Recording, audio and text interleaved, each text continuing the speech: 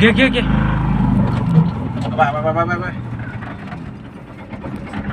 या बाय. नाशिक जिल्ह्यामध्ये बिबट्यांचा मुक्तसंचार वाढला असून नागरिक दहशतीच्या छायेखाली जीवन जगतात. नाशिक तालुक्यातील मुंगसरे गावात देखील बिबट्यांची कमालीची दहशत असून या परिसरात 2 ते 3 बिबटे असल्याची चर्चा आहे, ज्यामुळे गावकरी भयभीत झालेत.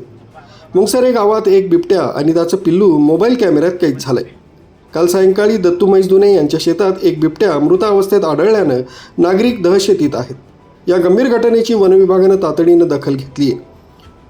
विभागानं तत्काळ गावात एक पिंजरा लावला असून ड्रोन कॅमेऱ्याच्या मदतीनं संपूर्ण परिसराची तपासणी करण्यात आली. मिळालेल्या माहितीनुसार वनविभागाकडून इतर बिबट्यांचा शोध घेण्याचं काम युद्धपातळीवर सुरू आहे. न्यूज ब्युरो, सक्षम पोलीस टाइम्स, न्यूज 112, नाशिक.